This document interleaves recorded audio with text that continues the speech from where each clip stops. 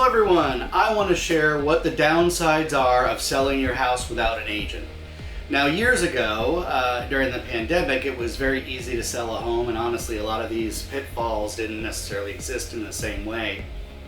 But in a market where there's a lot of inventory, it is a lot harder to sell a home yourself. So here are the dangers of selling a home by yourself without an agent. Number one, lack of market expertise.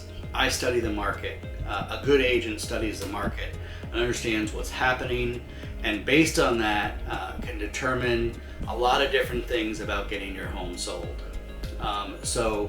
Unless you spend as much time studying the market as a real estate agent who does this full time does, I don't know who has time for that, you're going to be at a serious disadvantage with your lack of market expertise, even if you do follow the market in general. The second major downside is over or underpricing your home. So because an agent spends their day studying the market and understanding trends and what's happening in the market, they can better determine what's the right price to set for your home. If you overprice your home, then your home is going to sit and sit and sit, and you're going to get frustrated and you're going to wonder why it's not selling. If you underprice your home, you might be leaving money on the table, and nobody wants to do that.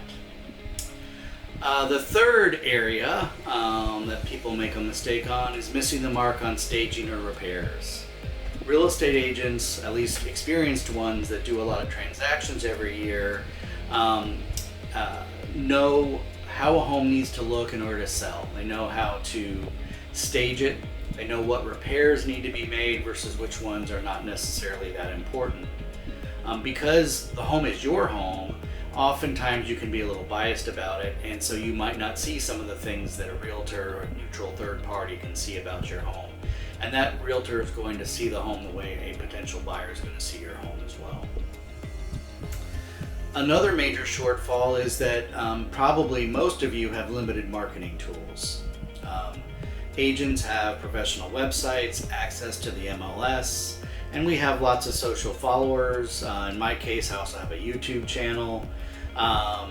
And if you're not using an agent, you can't tap into their wide pool of potential buyers. I do have lots of buyers that are getting properties all the time from me.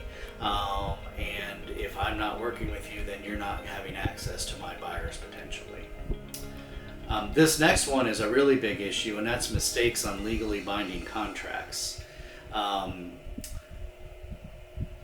The contracts are really important, and they are legally binding. They're approved by the Florida Bar and the Florida Board of Realtors, at least the ones we use here in Florida. And if you make a mistake on them, they can have serious legal consequences. In my case, I'm not even your average realtor. I actually have a law degree, and so I probably understand the contract and the implications on the contract better than most.